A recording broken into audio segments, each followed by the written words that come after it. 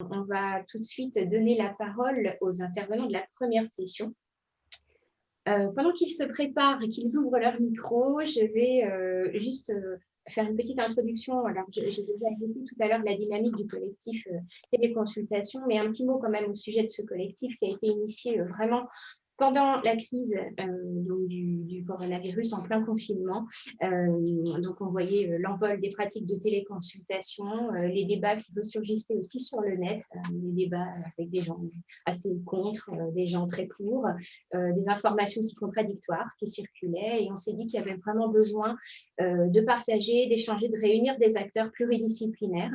Donc on a partagé cette envie avec la Société française de médecine générale, la SFMG, qui a accepté d'y travailler avec nous. Et nous avons été chercher 25 professionnels de santé. Donc sur le site internet, on va peut-être désafficher le sondage pour pouvoir voir les images du site internet. Il y a, donc c'est téléconsulté.fr, ez.fr, vous avez la liste de ces membres pluridisciplinaires qui sont donc des médecins, qui sont des infirmières, des représentants de pharmaciens et de patients, des paramédicaux, donc des kinésithérapeutes, des diététiciens, des sages-femmes, des orthophonistes, voilà, qui ont tous voulu mettre en commun, et puis des responsables de télémédecine aussi, hein, qui ont voulu mettre en commun leurs impressions, leurs idées et faire émerger ensemble des recommandations et des bonnes pratiques.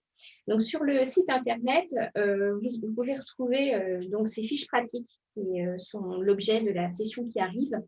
Il est essentiel de partager ensemble et de définir des indications de bonnes pratiques. Vous avez évoqué tout à l'heure donc l'idée que qu'on ne peut pas tout faire en télémédecine. C'est sûr, on ne peut pas tout faire en télémédecine, on ne peut pas tout faire en téléconsultation. Il y a des situations où on ne peut pas être à distance, mais il y a aussi beaucoup de situations où on peut l'être et où c'est parfaitement applicable. Et puis, parfois, il y a des précautions à prendre. Et on s'est dit que pour sensibiliser et convaincre les professionnels d'adopter ces pratiques, il fallait les guider. Donc, vous avez là sous les yeux la page fiche pratique sur le site téléconsulté.fr. On a produit 5 fiches transversales collectivement. Il y en a une qui porte sur le rôle et les rôles et les interactions des acteurs concernés par la téléconsultation, la réglementation et la rémunération. Et on sait que c'est assez complexe et très changeant en ce moment. Donc, cette page est tenue à jour au maximum et on a fait un gros effort de pédagogie sur ce sujet-là. Il y a les outils et niveaux d'usage possibles. Donc, pour passer peut-être d'un usage simple du téléphone en allant là, vous avez dans le tableau que vous voyez à l'écran jusqu'à des usages plus complexes. Il y a également les étapes clés d'une téléconsultation. Là, on parle de la checklist du soignant. Hein. On parlait tout à l'heure des questions d'organisation qui conduisent à de la satisfaction. Donc, on a essayé de lister ces critères d'organisation. Et puis, un guide de la téléconsultation pour les patients, parce qu'il ressortait de part et d'autre le besoin de donner quelques bonnes pratiques sur ce sujet-là. Les membres du collectif qui sont réunis aujourd'hui, ils reviendront plus en détail. Vous avez aussi des fiches spécifiques par métier. Il y en a une sur le premier recours, une sur la diététique, une sur la kinésithérapie. On aura des représentants de ces filières tout à l'heure. Donc, une sur la périnatalité et puis au moins 2 qui sont à venir, chirurgie et psychiatrie. Peut-être d'autres émergeront. Peut-être que vous aurez envie vous-même d'en produire en se rapprochant de nous à l'issue de cette journée. Vous serez les bienvenus. Donc, voilà pour cette introduction. Et je vais tout de suite introduire les intervenants qui peuvent donc ouvrir leur micro pour que je les vois apparaître à l'écran. Donc, Guillaume Coindard, vous êtes médecin généraliste, vous êtes membre titulaire de la SFMG, vous êtes sociologue. Et donc, vous avez été très actif au sein de ce collectif téléconsultation. Donc, est-ce que vous nous entendez bien? Je vous entends parfaitement. Bonjour à tous. Bonjour. Je vais également accueillir Gaëlle Az. Alors, Gaëlle, est-ce que vous êtes avec nous? Est-ce que vous nous entendez? Est-ce que votre micro fonctionne? C'est le... Oui, bonjour. Bonjour Gaëlle. Alors, vous êtes infirmière. Vous travaillez au sein du cabinet infirmier Océane à Auray. Vous avez un DU Play cicatrisation et vous êtes présidente de la maison de santé d'Auray. Et vous avez également contribué très activement voilà, porter la vision de l'infirmière au sein de ce collectif. Nous allons aussi accueillir Rachel Camboni. Bonjour. Bonjour. Donc, vous êtes présidente de l'URPS pharmacien Auvergne-Rhône-Alpes. Directrice. Directrice, pardon. Et tout à fait, merci de me corriger, n'hésitez pas. Et donc, vous avez porté la parole des pharmaciens pour le coup au sein de ce collectif. Je présenterai les autres membres tout à l'heure, mais on va avoir un petit temps là autour de ces témoignages sur la médecine de premier recours. Alors, je reviens à Monsieur Poindard. Alors, avant de rentrer un peu dans les détails de ce que nous avons produit, est-ce que vous pouvez parler un petit peu de votre propre pratique de la téléconsultation, comment vous avez commencé à pratiquer, et puis aussi les évolutions que vous avez ressenties au sein de votre propre cabinet pendant la crise. Bonjour à tous, donc merci pour cette invitation. Donc là, c'est le médecin généraliste qui parle, effectivement, ce n'est pas le sociologue. Moi, j'ai commencé personnellement il y a à peu près un an, en mettant, comme on dit, une pièce pour voir. Je n'étais pas forcément très convaincu, même si j'avais perçu déjà l'intérêt que ça pouvait avoir à la fois pour les patients et pour nous. Donc, j'ai commencé à téléconsulter à partir du mois d'octobre, donc ça fait vraiment pile un an, à partir d'octobre de l'année dernière. J'ai été le premier dans mon cabinet, je travaille dans un cabinet de groupe dans l'Essonne, donc en Île-de-France, de 5 médecins généralistes. Et donc, j'ai été le premier à passer le pas. Et donc, mes collègues m'ont rapidement suivi, pour une moitié d'entre eux avant la crise de la Covid, et l'ensemble du cabinet s'y est mis courant mars, évidemment, comme énormément de médecins généralistes, pour des raisons sanitaires évidentes sur lesquelles on ne reviendra pas.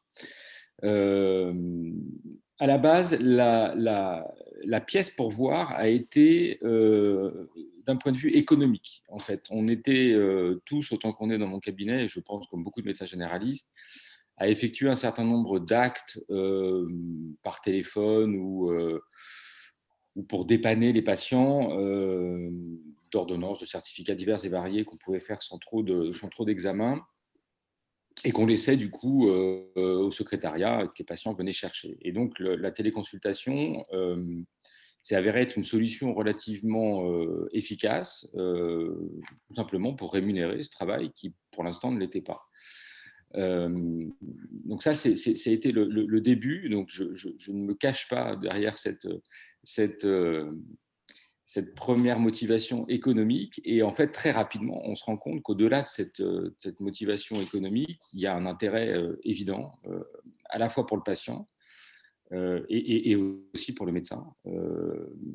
Et je pense qu'on va y revenir un petit peu après. Mais ce qui est important, c'est ça, c'est comment rentrer dans ce dispositif de téléconsultation. Les motivations peuvent être diverses et variées.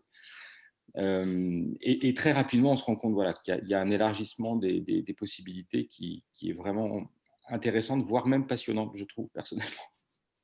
Oui, c'est vrai qu'on vous sent passionné, et on vous en remercie vraiment. C'est le sociologue. C'est très agréable de vous entendre parler des atouts de ces pratiques au sein de ce collectif. Est-ce que, de votre point de vue, et de façon plus précise, quand on parle de bon d'usage, dans la réalité, c'est quoi pour le médecin généraliste le bon des usages?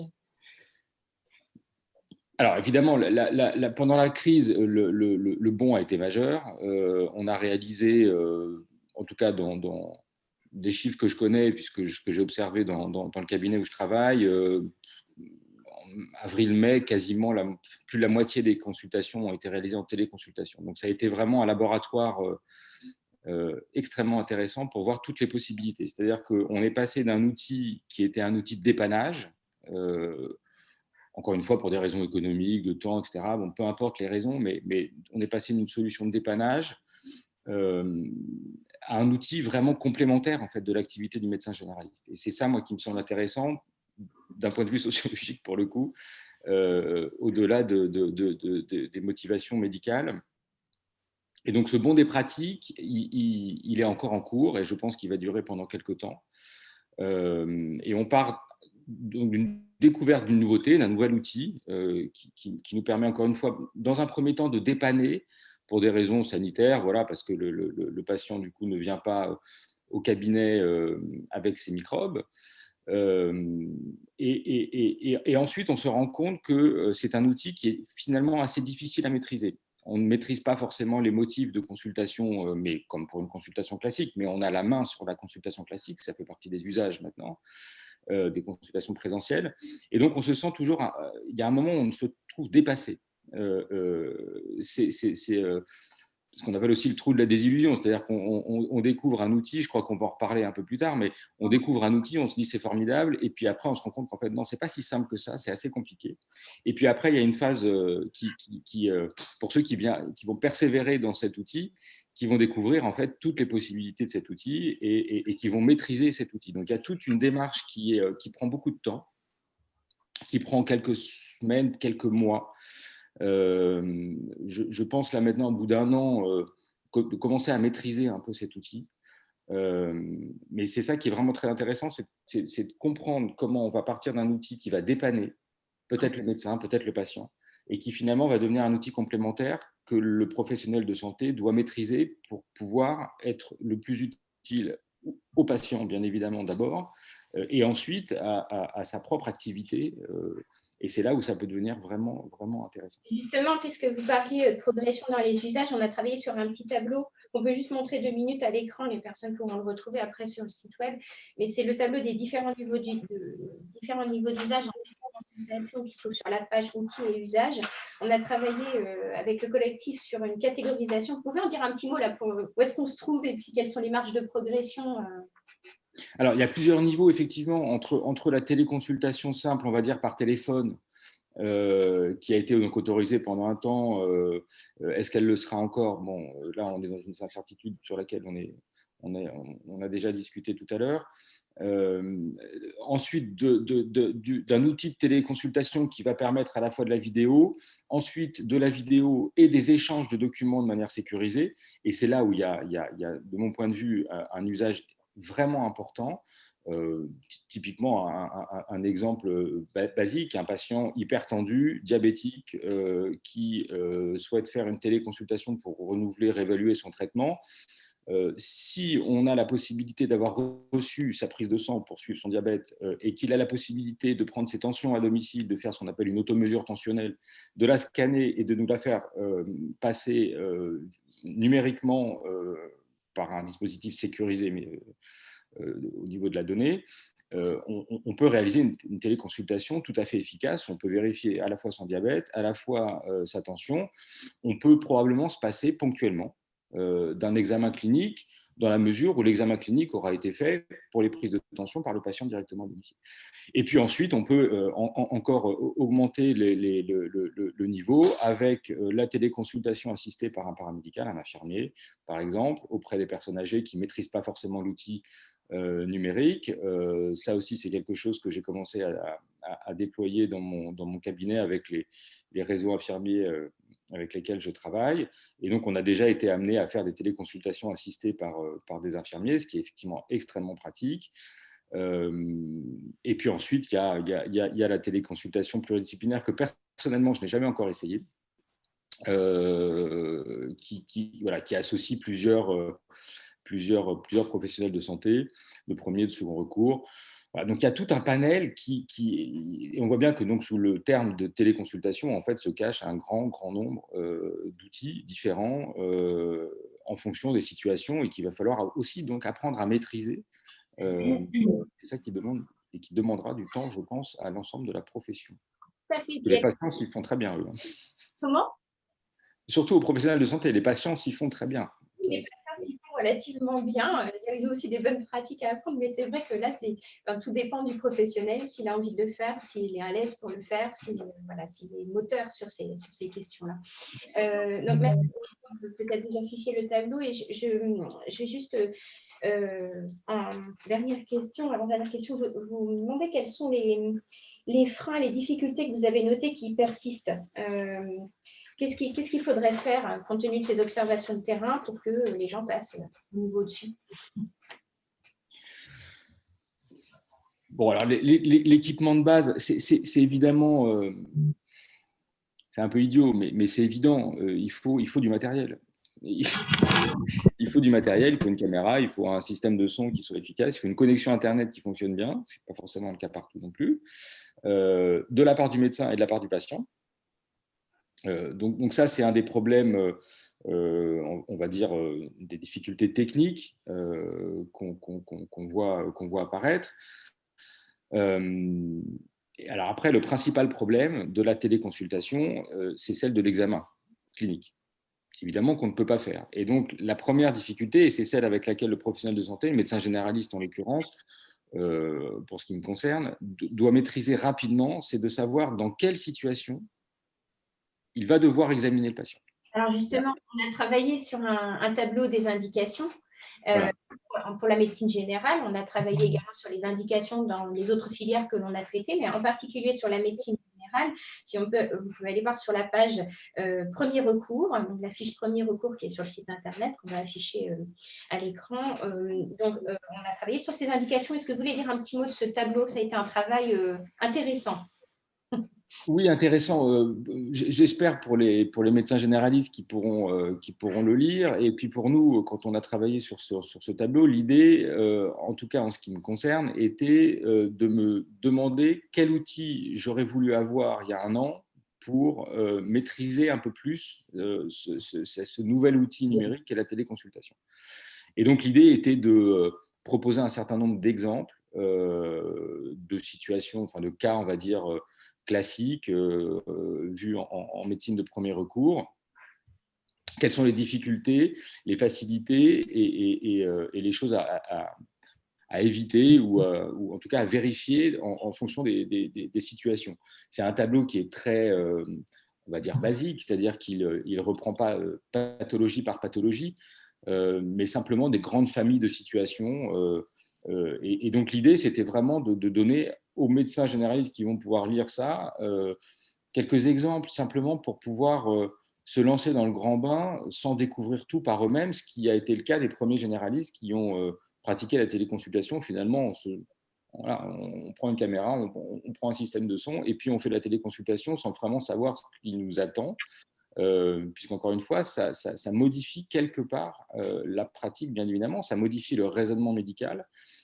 Et donc le raisonnement médical qui se base d'abord et avant tout sur l'examen clinique doit être modifié. On peut faire sans cet examen clinique dans un certain nombre de situations qui ne sont pas si rares que ça, qui ne sont probablement pas extrêmement fréquentes. Et donc, de ce point de vue-là, on ne peut probablement pas imaginer une part de téléconsultation qui dépasse un certain pourcentage, je ne sais pas lequel, mais on ne peut évidemment pas envisager que l'ensemble de notre activité soit réalisée en téléconsultation, mais une part importante peut l'être.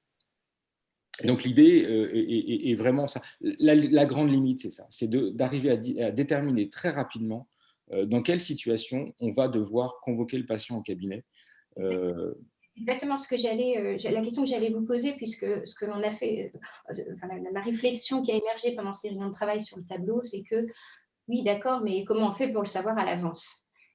Alors, à l'avance, on ne peut pas. C'était cette spécificité de la médecine générale. Quand le patient arrive chez un spécialiste, on sait à peu près pourquoi il arrive.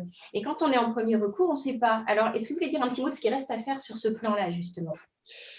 Je ne sais pas s'il reste à faire des choses, en fait, sur ce plan-là. Ça fait partie de notre activité. Je dirais même à l'extrême, parfois même, le patient ne sait pas pourquoi il vient. C'est-à-dire qu'on a quand même un certain nombre de patients, finalement, où on découvre au fur et à mesure ensemble pourquoi il vient. Donc, on ne peut jamais savoir exactement pourquoi le patient vient. Il faut réussir à discriminer rapidement et ça, je ne suis pas sûr qu'on puisse développer un outil qui permette de le faire, en tout cas en avance, mais avec un peu d'habitude, en fonction du motif de consultation, du résultat de consultation qu'on commence à imaginer au bout de 1 ou 2 minutes, on peut arriver à savoir s'il va y avoir besoin d'un examen clinique ou pas. Mmh. Ensuite, peu importe, j'ai envie de dire peu importe, et c'est ça aussi où l'expérience avec le temps nous aide. Peu importe, si on convoque le patient au cabinet, on peut toujours commencer la consultation. Donc, ce n'est pas du temps de perdu non plus. C'est jamais du temps de perdu, une téléconsultation. même si ça doit se finir par écouter, je ne peux pas prendre de décision diagnostique ou thérapeutique en téléconsultation parce qu'il faut que je vous examine. On sait déjà pourquoi il vient. Quand on voit le patient au cabinet en présentiel, on a gagné quand même énormément de temps en téléconsultation avant. Oui, il y a la question de la préparation d'un rendez-vous physique et puis aussi peut-être la question par les secrétaires qui sont, quand il y en a, hein, qui sont souvent habitués à poser quelques questions pour définir le niveau d'urgence. Quel est le rendez-vous? Il pourrait de même y avoir quelques questions.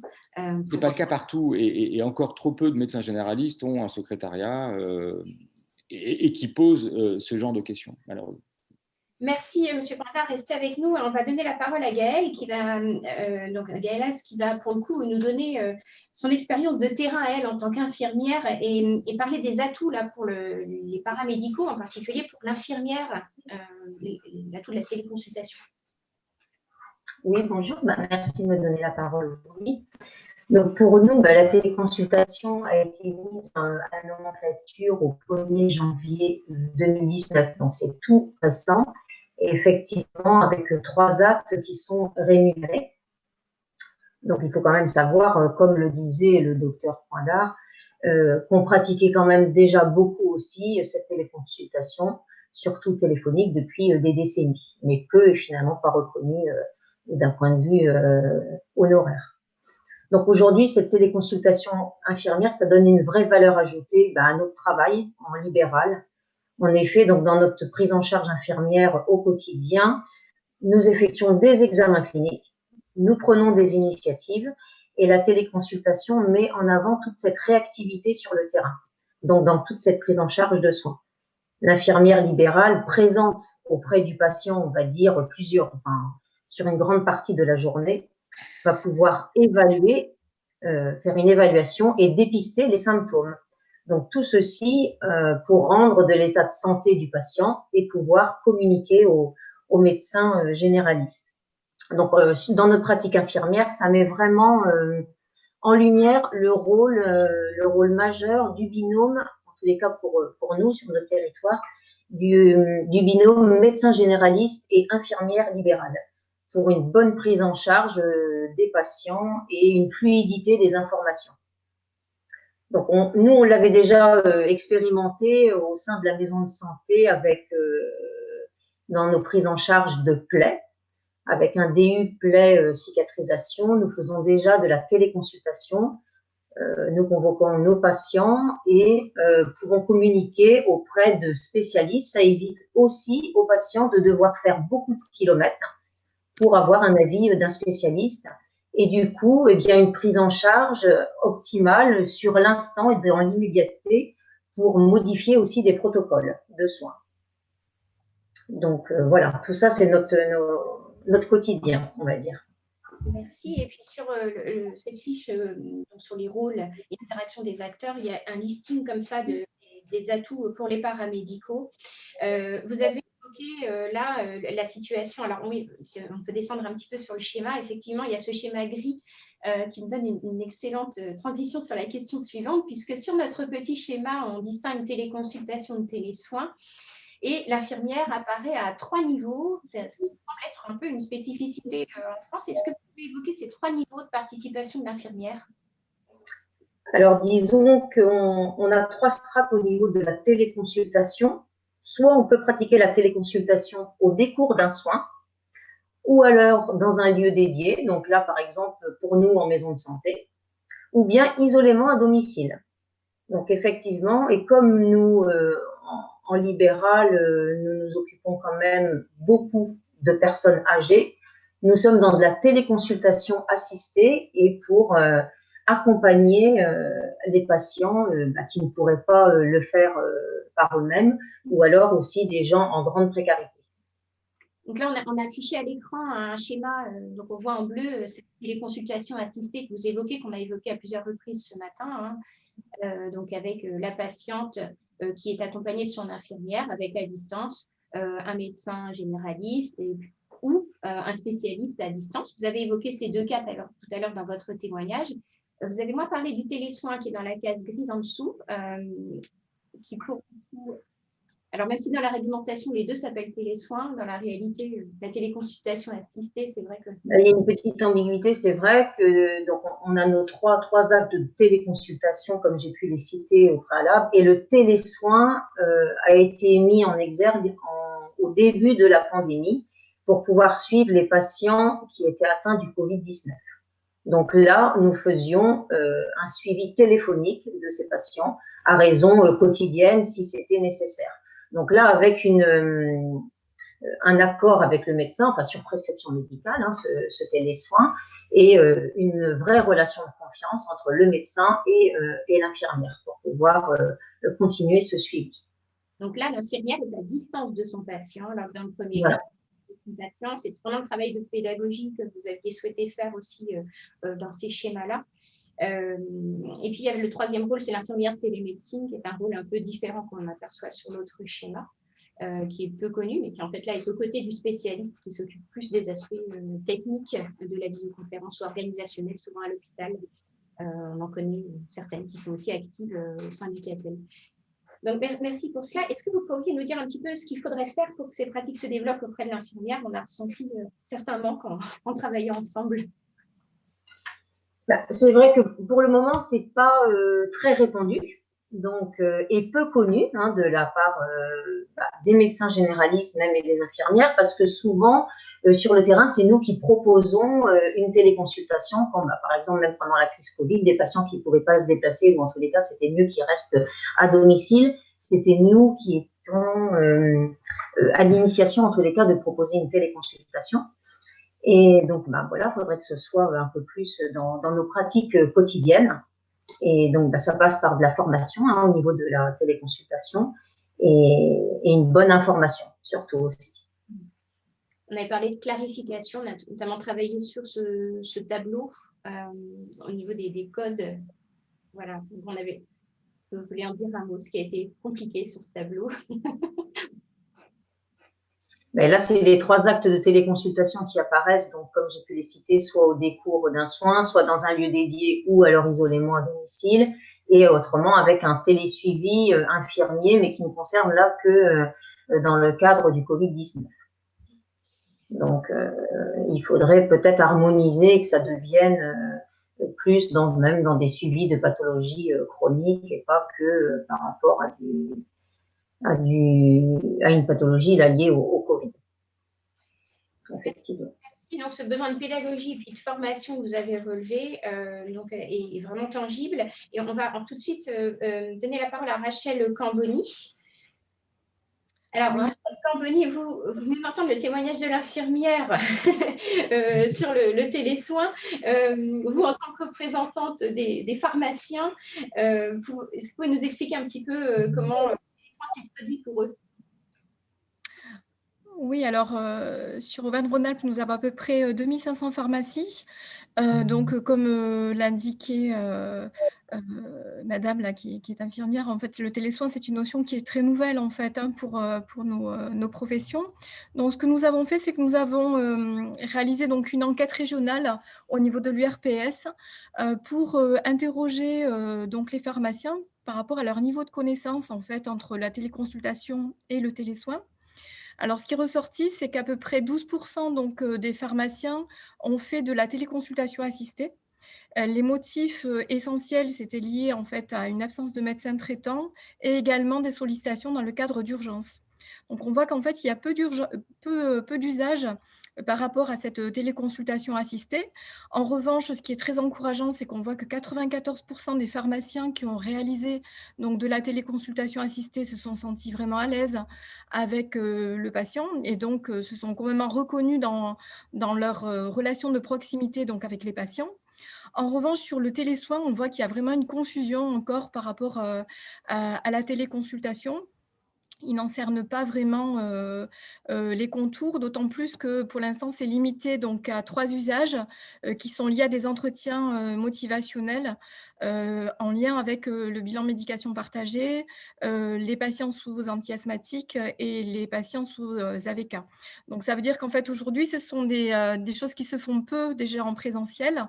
Et donc, il va falloir de la pédagogie pour valoriser donc, des expériences réussies donc, dans le télésoin, pour valoriser ce changement de paradigme, hein, puisque le pharmacien en fait, a l'habitude de réaliser des conseils au comptoir et en fait, d'arriver à se projeter aussi en distanciel pour la prise en charge de patients, en fait, qu'ils ne pourraient pas voir, notamment en situation de pandémie. Alors, ce qu'on peut voir aussi au travers donc de notre enquête, c'est qu'on peut se heurter aux mêmes réticences en fait que les médecins lors du démarrage de la téléconsultation. C'est-à-dire que beaucoup de pharmaciens nous disent que ça ne va pas remplacer un échange physique et qu'en plus, comme les entretiens motivationnels sont à destination de patients de plus de 65 ans, en fait, ils sont souvent moins connectés. En fait, on a vu au travers de la crise sanitaire que, en fait, on a pu balayer, facilement donc, les freins auprès des médecins. Donc, il faut laisser en fait ce temps puisqu'en fait il y a un effet d'accélération que les pharmaciens n'ont pas encore connu, hein, puisqu'en fait, comme je vous le disais, ce sont des notions nouvelles. Et donc, il nous faudra trouver un temps d'appropriation et d'accompagnement donc de nos pharmaciens au changement pendant la crise, tout en effectuant donc les trots de Covid, la vaccination antigrippale et les délivrances et conseils au comptoir. Donc, on voit qu'on a beaucoup à faire pour travailler donc sur ces usages. Alors justement, comment vous accompagnez les pharmaciens sur cette mise en route?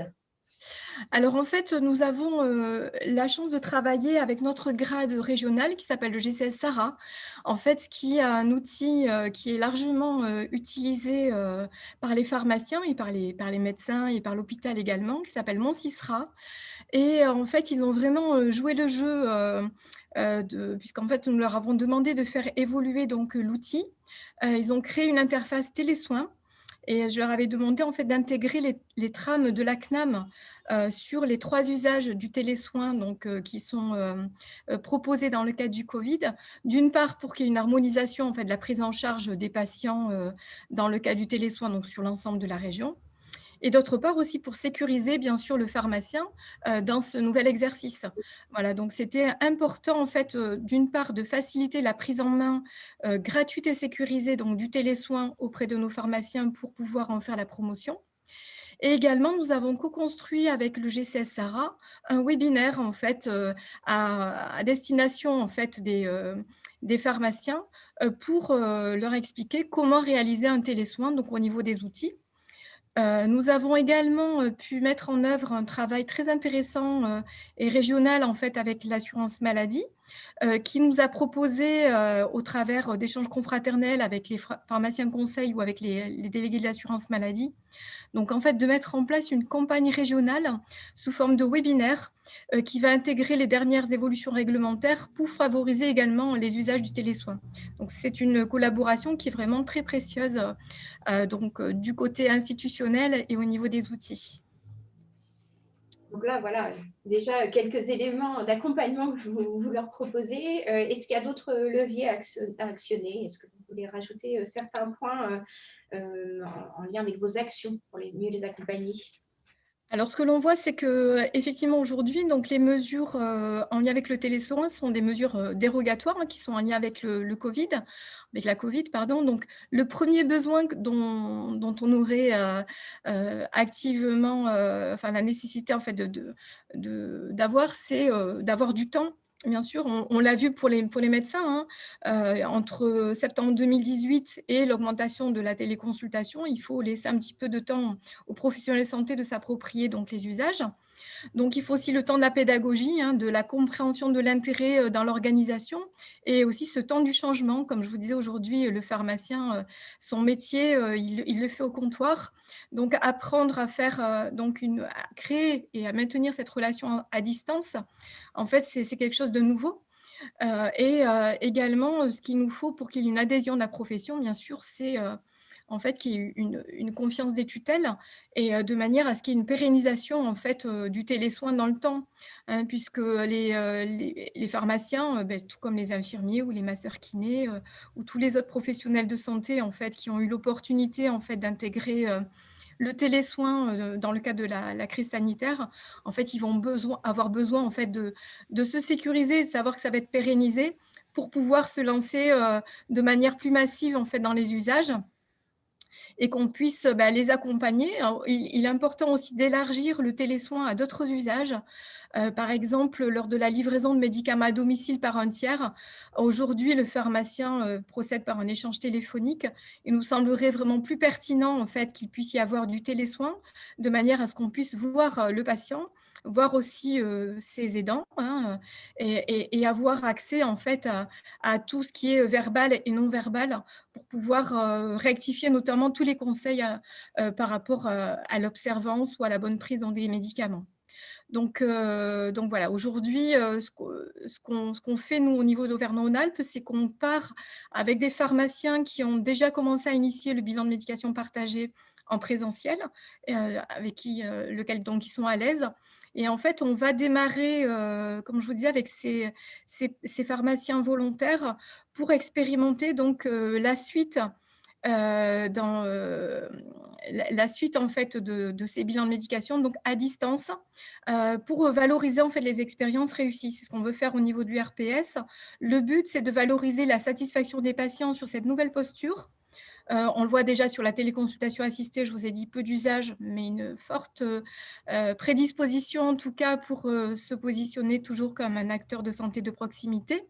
Et aussi des patients, puisqu'en fait, on voit que les pharmaciens ont quelque peur, en fait, à savoir si le patient va reconnaître, en fait, le pharmacien dans ce nouvel usage, en fait. Donc, ça sera intéressant de voir comment il se positionne dans ce nouveau média de prise en charge. Donc, au niveau du RPS pharmacien Auvergne-Rhône-Alpes, en tout cas, c'est ce qu'on va accompagner. Merci de votre contribution vraiment à ces réflexions collectives et puis de vos actions voilà, en local qu'on continuera à suivre. On entend bien hein, ce nouveau rôle, nouvelle posture du pharmacien, sans doute aussi des nouveaux services à mieux identifier pour eux, voilà, justifiant leur intérêt de s'y impliquer. De la même façon que l'enquête récente là, pour les infirmières indiquait qu'une grande proportion d'infirmières avec les dernières semaines là, envisageaient de changer de métier ou exprimer, par exemple, le fait, je crois que c'est autour de 30% des infirmières qui expriment qui disent avoir pratiqué des actes qu'elles n'étaient pas censées faire parce qu'il y en avait besoin au moment de la crise. On voit bien là que la téléconsultation assistée aurait sa place et que ces nouvelles pratiques pourraient peut-être leur permettre de concevoir leurs pratiques un peu différemment. Ça peut être le cas des pharmaciens aussi. Tout à fait, merci. C'était les soins, évidemment, parce que les deux sont assez liés. Merci beaucoup, Madame Camboni. Je vous propose qu'on regarde un petit peu sur le chat. J'ai vu qu'il y avait des discussions animées tout à l'heure. Je ne sais pas s'il y a des questions que l'on pourrait se permettre de poser à l'oral. Peut-être les gens qui ont plus suivi autour de moi pourraient m'indiquer cela, puisque j'étais très une intervention. Pierre, peut-être tu as une question peut-être que tu as relevée sur le chat, que tu souhaiterais poser en particulier ou non. Peut-être quelqu'un du collectif qui souhaiterait réagir aux échanges qui ont eu lieu sur le chat. Je sais que je vois Marcel Garrigou-Grandchamp et je sais qu'il a répondu à des échanges sur le chat. Peut-être Marcel, c'est vous qui avez suivi avec le plus d'attention. Est-ce qu'il y a une question que vous voulez relever, auquel peut-être vous pourriez répondre dans la foulée? Juste insister sur la problématique des téléconsultations assistées. Je pense que c'est quelque chose qui doit pouvoir se développer à la fois chez le pharmacien ou au travers des infirmiers. Et il faut penser à la fracture numérique et à toutes ces personnes qui n'ont pas de matériel numérique chez eux, soit qui n'ont pas une connexion suffisante pour assurer une qualité de téléconsultation.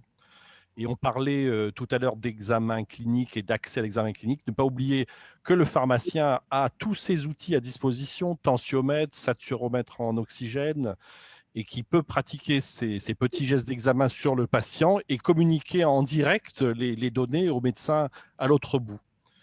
Également, vous faire part de certaines initiatives en région. On a réalisé de véritables RCP sur le modèle des RCP de cancérologie, mais pour des patients chroniques comme des insuffisants rénaux, en mettant en communication grâce à ces outils de téléconsultation, à la fois le médecin généraliste, le néphrologue, mais également les autres acteurs du premier recours, que sont l'infirmier, le biologiste et le pharmacien, qui ont un rôle prépondérant dans le suivi de ces patients chroniques. Merci Marcel. Est-ce que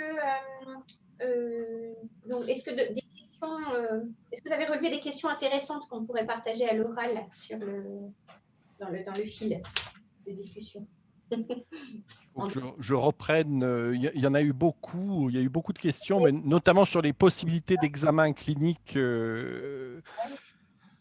et de ses limites. Alors moi, j'avais répondu là à une question en disant que, parce que ça m'est arrivé de nombreuses fois, on démarre une téléconsultation, comme disait mon collègue généraliste tout à l'heure, Guillaume, on ne sait pas à l'avance en médecine générale ce que les patients vont nous dire, hein. C'est très difficile de le prédire, mais on peut arrêter une téléconsultation en disant là, on ne peut pas aller plus loin, il faut que je vous voie en examen en présentiel. Monsieur Coindard, vous voulez réagir? Parce que c'est un problème qui est relevé constamment, mais oui, mais même pour les kinés, tout à l'heure, Monsieur Pratt en dira un mot, mais c'est vrai que la question du bah oui, mais enfin, concrètement, c'est pas possible, vous ne pouvez pas toucher votre patient. Qu'est-ce que vous répondez à vos pairs là-dessus? À mes patients ou à mes pairs? Oh non, pardon, à vos pairs. Non, non, à vos pairs. Bah, les patients aussi, peut-être. Écoutez, rien de plus que ce qui vient d'être dit, c'est-à-dire qu'il faut arriver à comprendre, à réaliser que effectivement la téléconsultation ne permet pas tout, mais de la même façon, la consultation présentielle ne permet pas tout non plus. Et il nous arrive fréquemment, ou en tout cas régulièrement, d'avoir dans nos consultations des patients qui présentent des problèmes pour lesquels on ne peut pas avoir de diagnostic. C'est même extrêmement fréquent en médecine générale, hein. C'est une des raisons pour laquelle on utilise l'outil qui est le dictionnaire des résultats de consultation. Et on ne parle pas de diagnostic, on parle de résultats de consultation, plutôt en médecine générale, puisqu'on ne parvient qu'à peu près dans un tiers des cas à faire un diagnostic. Le reste du temps, on a besoin de toute façon de faire des examens, de faire appel à nos confrères spécialistes d'organes pour aboutir à un diagnostic ou à une prise en charge thérapeutique qui va être adaptée. Donc, de toute façon, l'adaptation en fonction de la situation présentée par le patient n'est pas l'apanage de la téléconsultation, hein. Mais c'est une autre façon de faire, c'est d'autres problématiques qui sont soulevées et qui nécessitent de l'expérience, de la réflexivité, et voilà, ça nous permet de développer vraiment un nouvel outil pour prendre en charge nos patients. Mais je ne pense pas que ce soit une problématique si complexe que ça, et on a l'habitude, encore une fois, de ne pas pouvoir conclure de toute façon. Et donc dire à un patient en consultation, écoutez, je ne peux pas conclure cette téléconsultation, il faut qu'on se voit ou il faut autre chose, quelque chose qui doit rentrer dans les pratiques. Ouais. Merci, Monsieur Coindard. Oui, Guillaume Coindard, donc Pierre Traîneau, pour peut-être vous proposer de répondre à la question qu'on se pose vis-à-vis de la Société française de médecine générale. On a monté ce partenariat avec cette société savante, et vraiment pour le plus grand bonheur, puisque ce collectif, donc sous l'égide de cette société savante de médecine générale, a fait un travail extraordinaire. J'espère que voilà, qu'on en a fait là la démonstration. Et la question qu'on se pose, c'est au travers du petit groupe de travail qui a été mobilisé au sein de la SFMG, est-ce que finalement, vous êtes représentatif, et dans quelle mesure vous dites je suis représentatif de votre communauté, parce que j'ai l'impression que non, que vous n'êtes pas tout à fait représentatif, que vous êtes assez exceptionnel dans votre façon d'aborder les choses. Quand je dis exceptionnel, c'est de façon, voilà, c'est votre culture, votre façon d'être.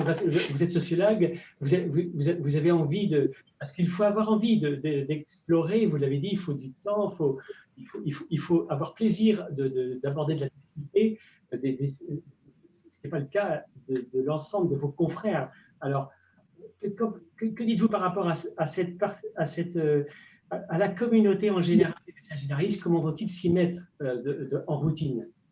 Bon, déjà, la Société française de médecine générale, même si d'un côté, elle représente scientifiquement la profession, elle n'a pas pour vocation à être représentative de la profession. Au contraire, elle a plutôt pour vocation d'ouvrir de nouveaux pans dans les pratiques, dans la recherche, dans les façons d'enseigner. Donc c'est comme ça que notre société se positionne. Donc elle n'a pas du tout vocation à être représentative, en tout cas à un instant T, mais plutôt à un instant T plus je ne sais pas combien. Donc c'est plutôt comme ça qu'on se positionne. Voilà. Après, en tant que sociologue, je pense ce qui nous manque beaucoup maintenant, c'est de la recherche.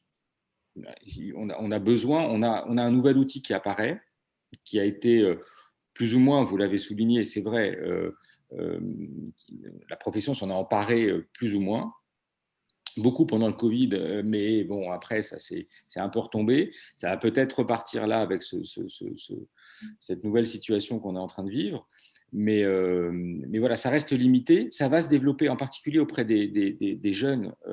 Je comprends aussi beaucoup de confrères qui approchent de la retraite, de ne pas vouloir se lancer dans ces nouveaux outils qui nécessitent effectivement de maîtriser quand même un peu l'outil informatique. Mais tous les jeunes professionnels qui arrivent sur le marché aujourd'hui ils sont de la génération numérique. En fait, ils ont grandi avec l'ordinateur, avec Internet, beaucoup plus que nous et que moi en particulier. Donc je ne suis pas du tout inquiet sur ça. Mais il nous manque maintenant pour vraiment que l'ensemble de la profession s'empare correctement de cet outil.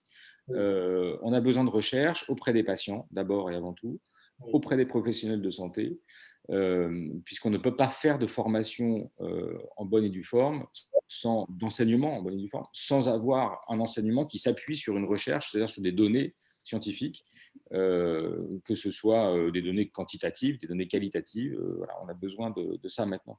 Oui, parce que c'est vrai que l'objectif n'est pas de développer à tout va les téléconsultations dans tous les sens, mais bien de respecter ce cadre. On s'était donné comme devise de développer. Un cadre éthique, pérenne, efficace et sécurisé, c'est ce qui est sur les. Je peux juste rajouter une toute petite chose en termes de recherche, justement. On a parlé de fracture numérique à l'instant. Il n'y a pas que la fracture numérique, il y a aussi la fracture sociale. Un grand nombre de fournisseurs de téléconsultation imposent, par exemple, de mettre une empreinte bancaire pour accéder à la téléconsultation. Et donc, évidemment, les patients qui n'ont pas de carte bleue ne peuvent pas encore participer. Donc, il y a aussi une fracture sociale qui est très nette et sur laquelle il va falloir se pencher très sérieusement. Même un patient qui bénéficie d'une exonération totale de l'avance de frais, un patient qui dispose d'une CMU, d'une AME, etc., va devoir quand même, pour rentrer dans le processus de téléconsultation, mettre une carte bancaire. Même si au final, on ne lui demandera pas d'avancer les frais, il va y avoir cette nécessité. Avec un frein aussi, non, je vais être pris à charge à 100%, je ne veux pas risquer de prendre ma carte bancaire. On l'avait évoqué aussi dans les freins à la téléconsultation du côté patient. Merci vraiment. Et puisque la dernière question de Pierre Traîneau portait sur l'implication de votre fédération, on va donner la parole à une autre fédération maintenant. On va parler de la fédération des kinés, la Fédération française des masseurs kinésithérapeutes rééducateurs, la FFMKR. Nous avons parmi nous son secrétaire général à la vie conventionnelle, Thomas Pratt. Vous m'entendez, Thomas? Oui, bonjour tout le monde. Merci de m'avoir invité. Merci d'être présent. Vous nous avez rejoints donc au sein de ce collectif, notamment dans le cadre du travail autour des indications pour finaliser la page qui concerne en particulier les kinésithérapeutes. Avant de parler donc, comme vos confrères des atouts de ces pratiques, etc., est-ce que vous pouvez nous parler pour vous, en tant que masseur kinésithérapeute, puisque les kinés ont fait leur premier pas pendant la pandémie, quelles sont les applications possibles du télésoin dans votre domaine? Et je tiens à préciser, donc sur la page qui est dédiée aux kinés sur le site internet, vous avez un lien vers la page internet de la fédération. Non, si on peut aller sur la page web plutôt. Information à la technique. Vous avez un lien donc vers le site de la FFMKR. Il y a une page qui est très intéressante sur le site de votre fédération. Vous étiez convaincu avant qu'on échange. Voilà. Quelles sont les applications possibles, pour revenir à ma question? Alors, donc le télésoin, il a été mis en place pendant la période épidémique, évidemment, où les kinésithérapeutes n'avaient plus accès à leurs patients. Donc avant cela, le cadre légal n'existait pas du tout. Donc c'est tout neuf pour nous. Donc on n'a pas abandonné nos patients pour autant, on a pris de leurs nouvelles et on s'est inquiété pour eux, évidemment. Donc la première application du télésoin est dans l'accompagnement de nos patients, le conseil. Ils ont besoin d'être rassurés, d'être guidés dans leur prise en charge, dans le ressenti de leur douleur, l'évolution de leur pathologie. Nous prescrivons des exercices, hein, c'est un rôle d'éducation thérapeutique, l'éducation thérapeutique se faisant en interpro d'ailleurs. Donc on a aussi une application au niveau de ce qu'on appelle l'entretien motivationnel, c'est-à-dire faire que le patient adhère à sa prise en charge et en soit acteur à part entière. Donc nous guidons l'activité physique, la rééducation par les mouvements nécessaires à leur récupération fonctionnelle. Et j'en profite pour répondre à une question qui a été posée avant. En kiné, comment on peut faire une consultation, enfin comment on peut faire une sorte de diagnostic. Donc, il faut savoir que nous, en kiné, on cherche les drapeaux rouges, les drapeaux jaunes, les drapeaux noirs et les drapeaux bleus. Et tous ces signes, ces drapeaux sont faisables à distance avec l'anamnèse ou avec des questions simples, etc. Donc, ça ne pose pas de difficulté à part entière. Après, évidemment, on a toujours besoin à un moment ou à un autre de toucher le patient, mais une bonne partie peut être faite à distance. Donc, vous avez parlé de conseil orientation, renforcement musculaire, donc il y a aussi rééducation et puis éventuellement le lien avec d'autres professionnels. Et quels sont les atouts que vous avez recensés sur ces pratiques et puis pourquoi au sein de la FFM-Care vous soutenez justement ces pratiques-là? Alors, le premier atout en cette période particulière, évidemment, c'est d'éviter la transmission du virus. Pas besoin d'équipement de protection individuelle, pas de temps de désinfection, etc. Donc, c'est le premier atout. Le deuxième atout, c'est de réduire le temps de déplacement, de l'éviter. On a la particularité dans notre profession de faire des actes en série, c'est-à-dire qu'on voit les gens plusieurs fois à la suite. Et les patients peuvent avoir des difficultés à venir au cabinet de façon régulière et répétée. Avec le télésoin, on a plus de problèmes. Donc, par exemple, pour les travailleurs indépendants, les commerciaux en déplacement, les personnes avec des activités professionnelles avec des grandes amplitudes ou des horaires décalés. C'est le cas aussi pour les personnes qui doivent s'occuper de leurs enfants en bas âge ou s'occuper d'un parent malade, etc. Donc, ça permet de faciliter la prise de rendez-vous et le suivi. Ça évite des annulations répétées pour des causes diverses et variées. Et donc, le suivi en est que meilleur. Ensuite, le but de toute rééducation, c'est de remettre le patient en mouvement dans son environnement. Et donc, via le télésoin, on a accès directement à l'environnement du patient, ce qui permet de mieux cerner certaines problématiques. Et nous aussi, à la fédération, on était si enthousiastes, on va dire, à développer le télésoin. C'est aussi qu'on pense que la e-santé, c'est l'avenir, en fait. Donc, il faut absolument la développer. Et nous, on partait de rien en début d'épidémie. Donc, c'est pour ça qu'on a mis la machine en route pour que ça arrive le plus vite possible pour les patients. Merci. Alors, le collectif a produit avec donc, votre lecture et votre validation une fiche pratique, celle qu'on vient de voir à l'écran. Au-delà de cette fiche, quels sont les besoins pour passer d'une pratique, c'est le thème de la journée, passer d'une pratique circonstancielle à des usages en routine. Quels sont les besoins pour cela dans votre discipline? Alors, tout d'abord, le télésoin est permis actuellement jusqu'au 30 octobre. Donc, et pour certains actes de rééducation seulement, c'est assez limitatif. Donc, un arrêté devrait sortir en novembre pour l'inscrire plus durablement dans la loi. Pour l'instant, ce n'est pas le cas. Donc, ensuite, il y aura des discussions entre la CNAM et les syndicats, les représentants des kinés, pour toutes les professions d'ailleurs, pour inscrire le télésoin dans un cadre conventionnel pour permettre le remboursement du télésoin pour les patients. Donc là, actuellement, c'est permis jusqu'au 30 octobre, mais pour vraiment l'inscrire dans la loi, il faut des négociations conventionnelles. Ensuite, que je perde le fil. A priori, tous les actes de soins seront permis cette fois-ci. C'est-à-dire que, par exemple, actuellement, les actes de neurologie, de pédiatrie, d'uro-gynéco ne sont pas permis et on a des collectifs de ces disciplines qui sont montés au créneau parce qu'elles pensent que cela aurait été bien utile en cette période, mais elles ont été empêchées de le faire. Et donc, la HS, d'ailleurs, a rappelé ceci que, a priori, aucun acte de télésoin n'est proscrit, en fait. Tout est possible en télésoin, voilà, a priori. Bien sûr, ça ne remplacera jamais la main du kinésithérapeute. Donc, on voit quand même que notre profession évolue beaucoup ces dernières années. On a un grand rôle d'éducation thérapeutique, de conseil, de coaching. L'activité physique a fait la preuve de son efficacité plus que toute autre technique. Et donc, en télésoin, c'est tout à fait réalisable. Ensuite, pour que ça perdure, tout simplement, il faut que les kinés essayent, puisque tous les kinés qui ont essayé le télésoin ont apprécié cet outil. Donc, il ne remplacera jamais la main, évidemment, du thérapeute, mais c'est un atout supplémentaire qui peut être utile dans certaines circonstances. Et voilà, je rappelle encore une fois que l'activité physique est la technique qui a montré le plus d'efficacité, qui continue à chaque étude qui sort, c'est l'activité physique qui est le meilleur outil, et donc en télésoin, c'est tout à fait indiqué. Donc, nous prescrivons des exercices à nos patients et avec le télésoin, nous pouvons permettre un suivi optimal pour les patients. Oui, et puis on avait évoqué aussi les questions un petit peu de formation, mais et en tout cas de transmission d'astuces. D'ailleurs, cette fiche cite quelques astuces de pair. Voilà, pensez à dire aux patients d'avoir un espace suffisant autour de lui. Oui, c'est assez drôle quand on commence. C'est assez drôle quand on pour une première séance de télésoin, parce qu'on est maladroit autant que le patient, hein, puisque nous aussi on apprend l'outil, et donc en fait on rigole beaucoup, hein. Voilà, c'est ça. Alors, ce sera peut-être moins rigolo parce que du coup, ils auront les astuces avant, mais peut-être plus, peut-être plus efficace. Bon, voilà. Merci en tout cas, parce que c'est vrai que c'est sympa aussi de voir ces soignants à distance. Il y a un côté parfois un peu convivial aussi quand ça fonctionne bien. Voilà, Ouais, complètement. bien, ça maintient du lien, quoi. Merci, Monsieur Pratt. On va donner la parole de son côté à Monsieur Agnetti. Alors là, c'est pour le côté diététicien. Les diététiciens avaient été un peu oubliés dans un premier temps, et puis voilà, eux aussi ils ont eu cette autorisation de pratiquer le télésoin pendant la crise. Alors, même question, Monsieur Agnetti, votre fonction, quand même, vous êtes bien là?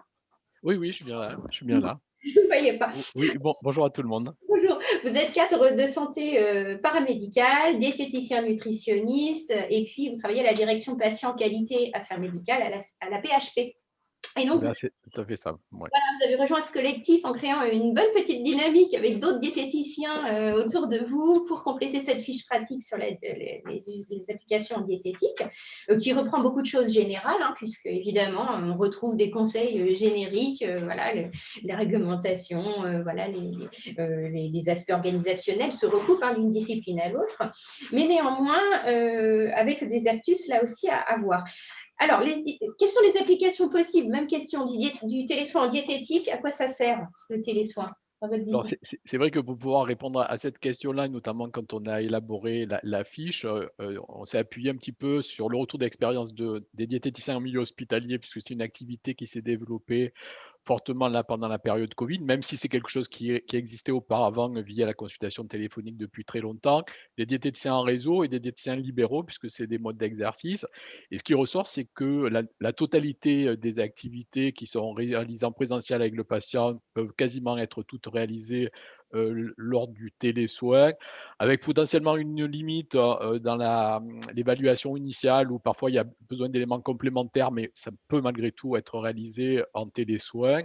Et on n'a pas identifié, hormis ce qui peut être pour tout un chacun, des problèmes d'handicap visuel, auditif ou de problèmes cognitifs, la nécessité d'une tierce personne, mais en dehors de situations bien particulières ou de rupture totale à l'utilisation des outils connectés, ça peut être réalisé. Voilà. Et même, on le verra tout à l'heure, il y a presque des avantages dans certaines situations à utiliser le télésoin versus le présentiel. Alors, quels sont ces avantages? Quels sont ces Euh, avantages? Alors, ce qui a déjà été évoqué, effectivement, c'est la notion du temps, à la fois pour le patient qui dit, puisqu'on les a interrogés, il ne se déplace plus, donc il y a quand même un gain de temps notable, ils attendent plus dans la salle d'attente s'il y a salle d'attente, voilà. Et pour le professionnel lui-même, quand c'est en milieu hospitalier, ça permet de gérer à la fois son temps dans les services de soins et le temps en présentiel qu'il avait dans les box de consultation, donc d'être plus à même de gérer ce temps-là, et notamment potentiellement des patients qui ne venaient pas. Et donc, c'était du temps qui était perdu pour le professionnel dans un contexte où on est un petit peu en sous-dimension. Il y avait cette particularité du temps. Le positif aussi, ce qui est dit, c'est que les patients comme les professionnels, au début, étaient un peu réticents sur le sujet. Et finalement, ils disent que c'est aussi bien, sinon mieux, par rapport à certaines situations, notamment dans le cas de la consultation diététique, il y a tous les aspects qui touchent à l'alimentation du patient, et le fait que là, quand on est au domicile, le patient peut tout à fait montrer ses aliments, c'est-à-dire sortir son paquet de biscuits pour savoir c'est quoi l'avis sur la composition nutritionnelle, montrer dans son placard comme ça se situe, dans son frigo, les ustensiles qu'il a. Et c'est vrai que cette visite à domicile, elle était quasiment inexistante dans le cadre d'une prise en charge traditionnelle sur un plan diététique. Ponctuellement, ça pouvait exister, mais c'est quand même très à la marge. Et là, d'un coup, on voit le patient dans son environnement. Et qu'est-ce qui pourrait être aussi potentiellement le frein à des changements de modifications. Voilà, donc quand même, ça, c'était des points importants. Et l'autre point qui est souligné aussi, c'est qu'auparavant, dans le cadre d'une consultation en présentiel, c'est des consultations qui durent, selon les cas, entre 30 minutes et 45 minutes. Voilà, donc on est dans des modifications de comportement et ça demande aussi à revoir le patient dans la durée. Et donc, souvent, on fixait des objectifs qui étaient parfois un peu trop surdimensionnés par rapport aux capacités du patient, mais parce qu'il y avait des durées entre 2 consultations. Là, ce qui est dit, c'est vraiment la politique du petit pas, c'est-à-dire, il vaut mieux des consultations réduites en durée, plus fréquentes dans le temps, avec cette notion qu'à chaque fois, il y a des éléments factuels qui peuvent être contractualisés et définis avec le patient lui-même et qui peut plus facilement atteindre. Donc, dans une dynamique positive de changement de comportement, d'aide à les modifications des choses, donc qui est des éléments très importants que finalement le présentiel rendait plus difficile parce qu'on ne peut pas demander à des patients de venir aussi fréquemment et notamment pour certaines pathologies un peu particulières qu'on a des patients qui viennent de différentes régions de France et qui viennent par exemple sur Paris, on ne peut pas leur demander de venir toutes les 3 semaines s'ils ont un train à prendre. Voilà.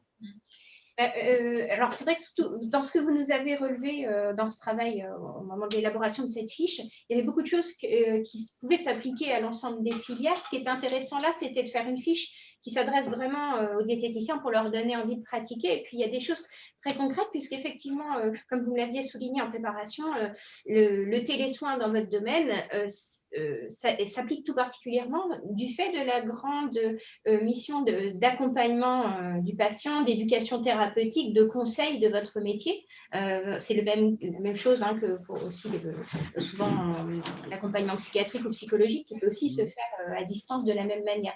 Il y avait des choses très concrètes aussi, on voit dans les astuces de pair, voilà, la transmission d'éléments clés autour de la nutrition, avoir à proximité les supports de consultation. Je sais que dans votre discipline, il y a besoin souvent d'avoir des tableaux de suivi, des choses comme ça, donc c'est bien. Voilà, oui, tout à fait. Il y a notamment dans le cadre des évaluations qui sont faites, comme des évaluations de connaissances, c'était l'intérêt et ce que ne permettait pas le téléphone, c'était effectivement de communiquer des documents, de partager des écrans pour des exercices que pouvait faire le patient lors de cette consultation-là. Ça, c'était un élément qui était vraiment identifié comme un point important et aussi de beaucoup insister sur le visuel versus les téléphones qui avaient cette limite. C'est aussi la capacité, puisqu'on n'a plus de vis-à-vis avec le téléphone, avec le visio, on l'a. C'est tout ce langage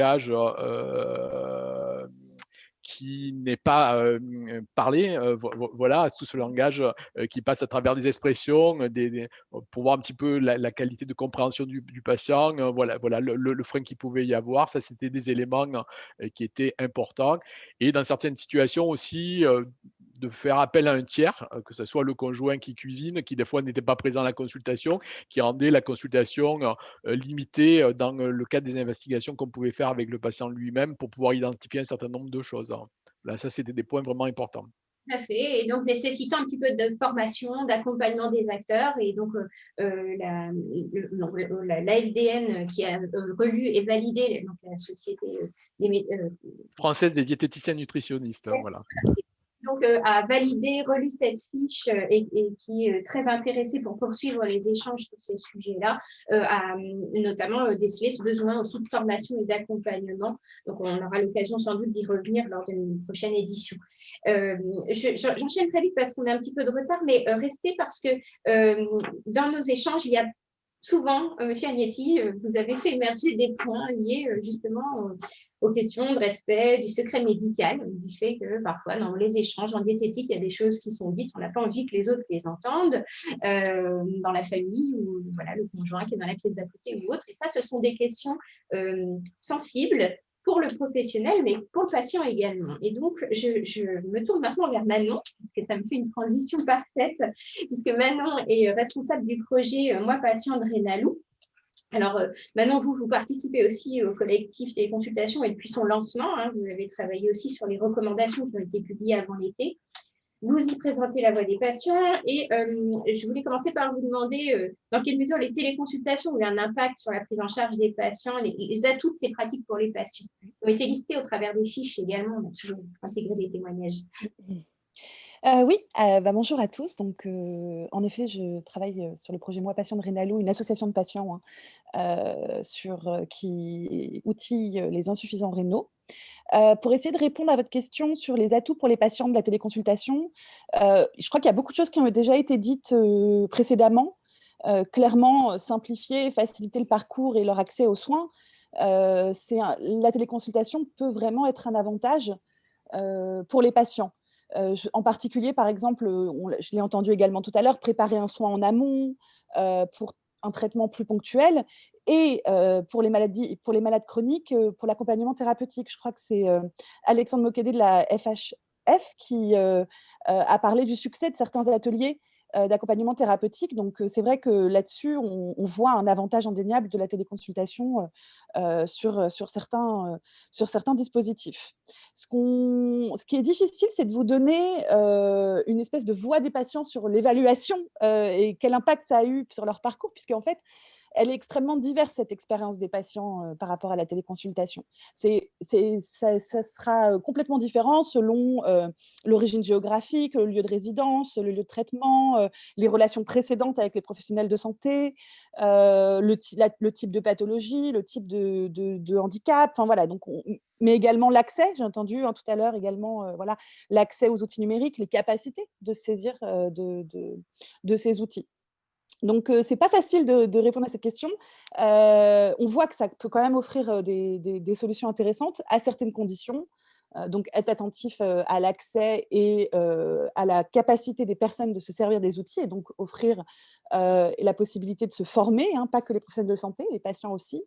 Donc, s'articuler avec les dispositifs de médiation numérique qui existent déjà.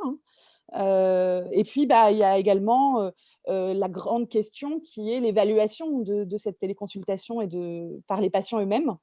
Tout à l'heure, on a eu un retour d'expérience d'un médecin généraliste qui faisait l'évaluation lui-même de sa propre gestion des outils. Si on pouvait avoir des équivalents de patients qui nous racontent en termes de temps et de qualité d'écoute, la téléconsultation, qu'est-ce que ça leur a apporté, en termes de décision partagée, est-ce que la décision partagée, qui est déjà pas facile en présentiel, est-ce qu'à distance, elle arrive à se faire? Voilà, donc essayer un petit peu d'avoir de l'expérience patient sur le long terme. D'ailleurs, avec Moi Patient, on vient de lancer une étude sur les Covid-19 et les personnes concernées par la sclérose en plaques. Et il y a un gros volet téléconsultation. Donc, on devrait avoir des résultats en fin d'année. Et sachant que c'est un questionnaire qui pourra potentiellement être mis sur d'autres maladies chroniques. Donc voilà, on espère beaucoup de ce type de retour de la part des patients. Et alors, on évoquait tout à l'heure les points de vigilance qui sont ressortis au fil des échanges avec les professionnels, mais aussi avec les patients. Et puis peut-être certains d'entre vous ont eu l'occasion de bénéficier de téléconsultation du côté du patient, ce qui donne une autre vision des choses aussi. Et alors, c'est vrai qu'il y a encore une marche à franchir pour que ces téléconsultations puissent être complètement efficaces, adaptées aux besoins des patients. Dans certains cas, qu'elles restent vraiment sécurisées ou respectent le secret médical. Il y a eu quelques expériences qui nous ont été rapportées, de choses qu'on n'avait pas anticipées, qu'on n'avait pas imaginé possibles.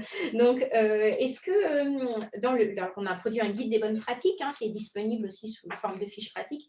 Est-ce que vous pouvez nous dire quelques-unes de ces bonnes pratiques à respecter avant, pendant? Oui, tout à fait. En fait, ce que vous dites, c'est vrai, c'est que quand on est proche des patients, association de patients, on entend aussi bien le pire comme le meilleur sur la téléconsultation.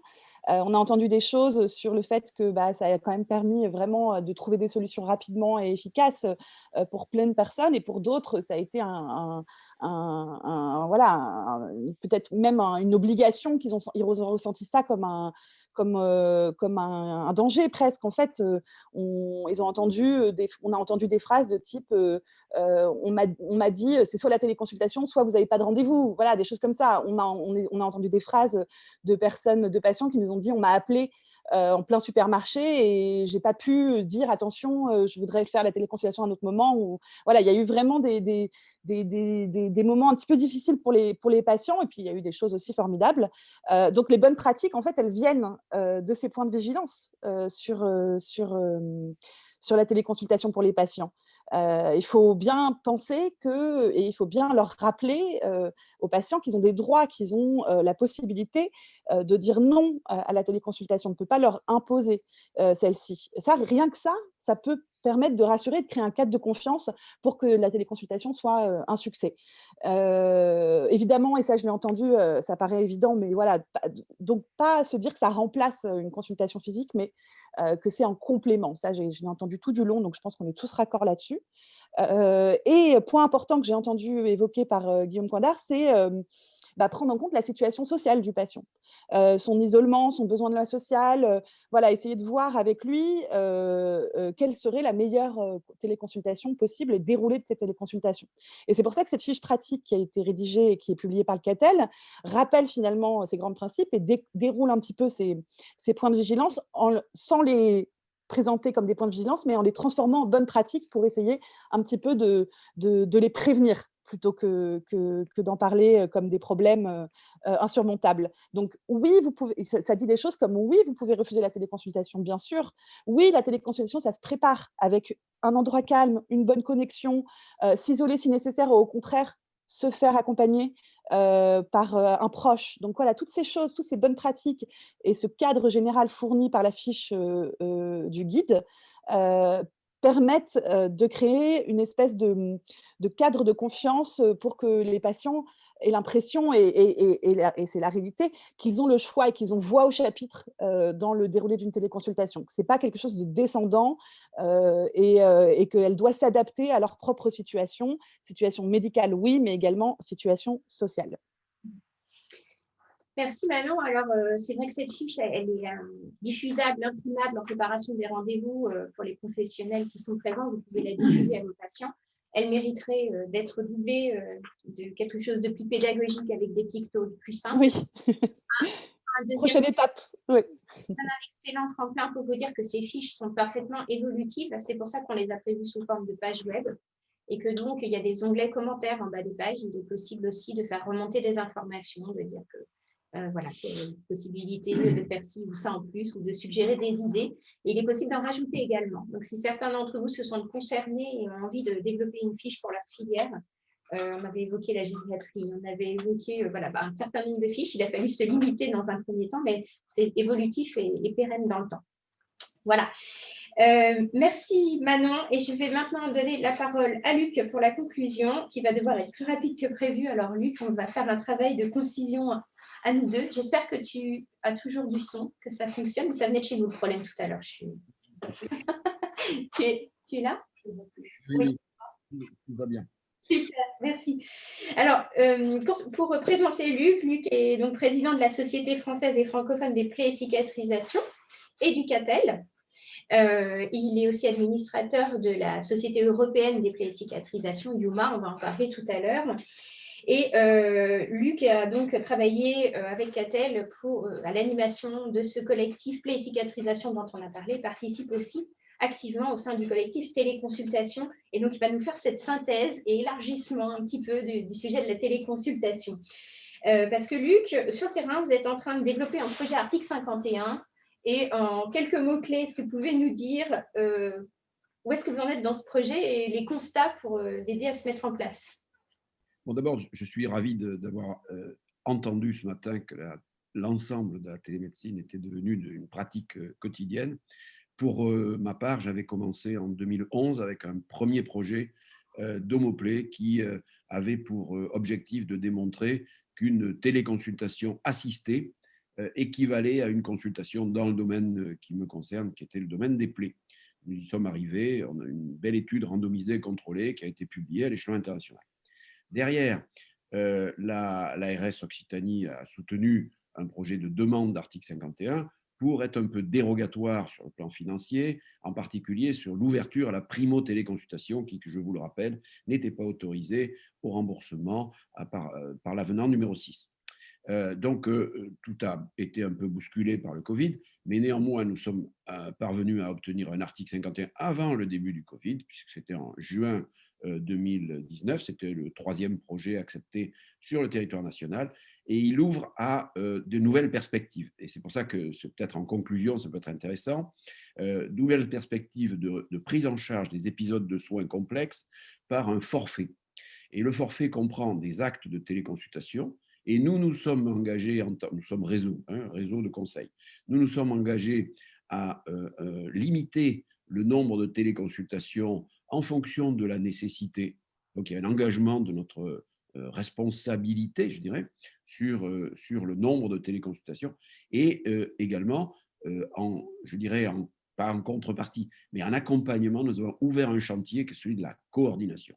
Nous avons de quoi payer la coordination et je dois dire que pour l'instant, nous ne savons pas comment définir exactement chaque item de coordination et le valoriser à sa juste valeur. Est-ce que la coordination, c'est l'obtention d'un résultat? Est-ce que la coordination, c'est beaucoup de temps passé à fluidifier le parcours? Toutes ces questions-là sont ouvertes par un article 51 qui démarre depuis 1 mois et demi avec tout ce que ça peut comprendre en termes de communication autour d'une nouvelle façon de procéder et d'intéressement, je dirais aussi, intéressement financier, intéressement professionnel des différents acteurs paramédicaux, médicaux, autour du problème des plaies chroniques et complexes.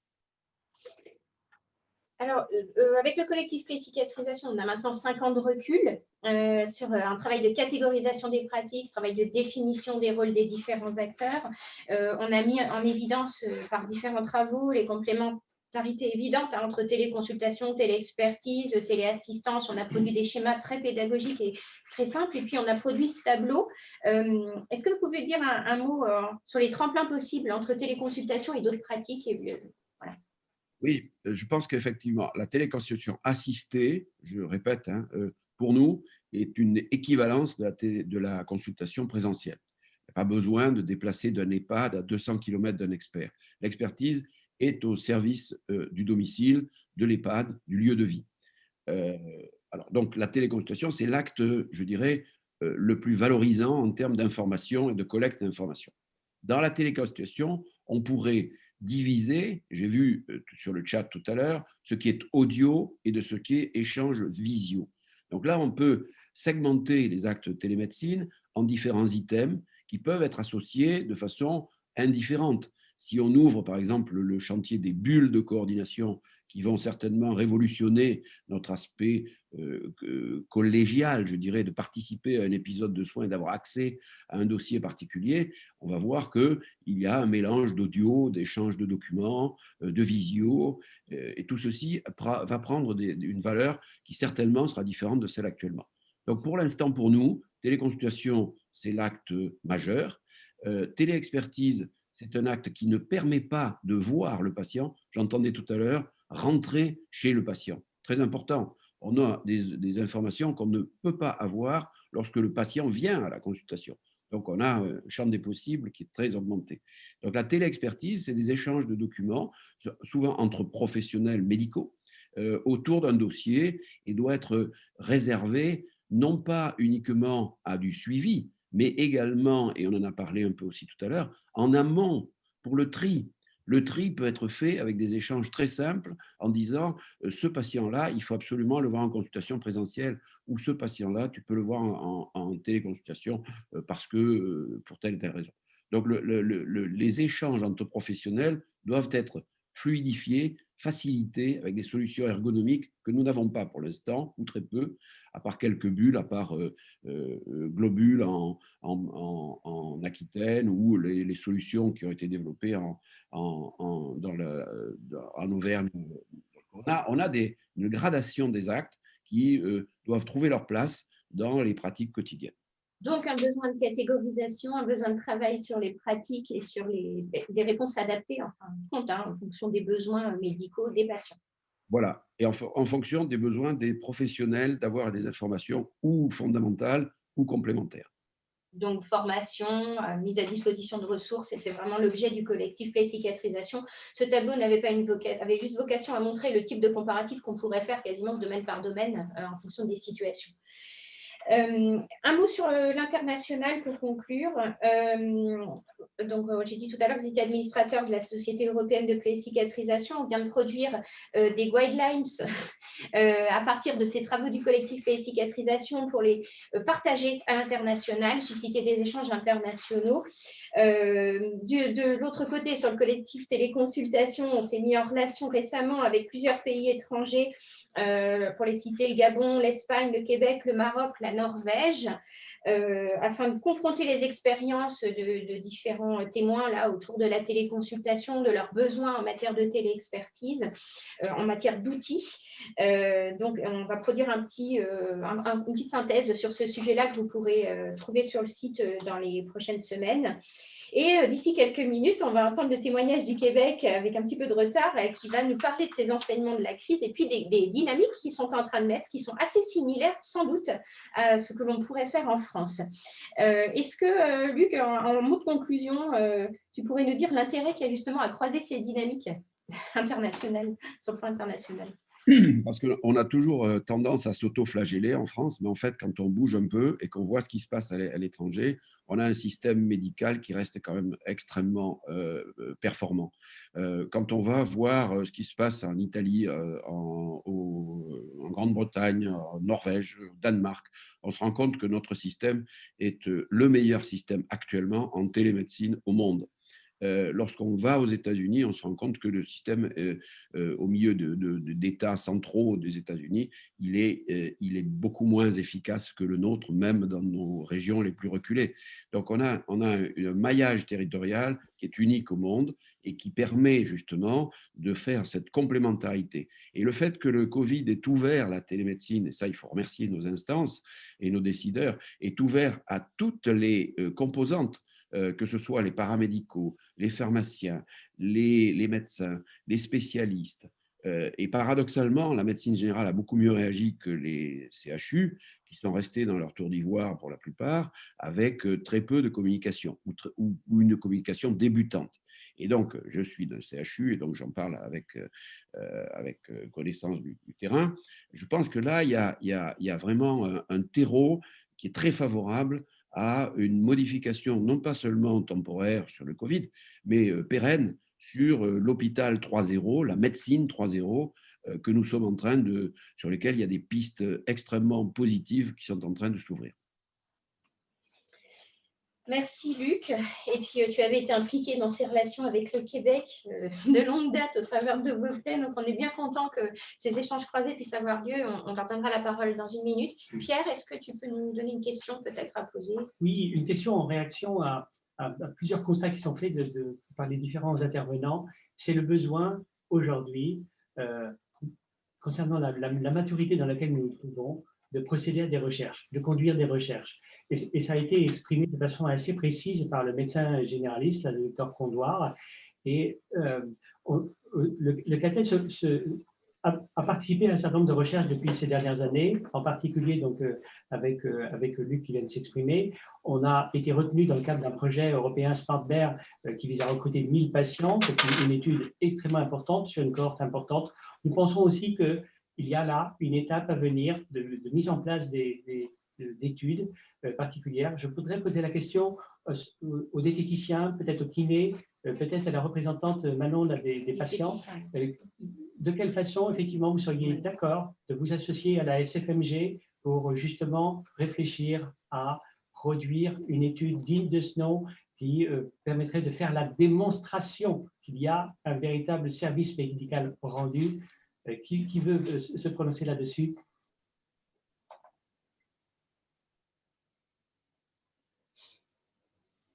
Sur SmartBear, en tout cas, moi, c'est vrai que je trouve qu'à chaque fois que vous présentez le projet, il est extrêmement intéressant. J'ai hâte d'en savoir un peu plus à chaque fois. Donc, en effet, l'expérience des patients de ces objets connectés, elle devra être récupérée, en fait. Et donc, je suis assez curieuse de regarder comment vous comptez recruter et donc potentiellement et recueillir cette expérience et donc potentiellement de participer à ce projet pour regarder ensemble comment faire au mieux. Oui, très, très bien. quelqu'un d'autre, en tout cas, donc ça c'est un sujet sur lequel on va revenir vers vous, vers les fédérations, pour effectivement réfléchir et voir de quelle façon nous pouvons. OK, il y a cette étude SmartBERF, mais il y a d'autres études à élaborer, à monter. Il faut rechercher des financements. Qui d'autre veut? Sinon, on peut passer à la suite.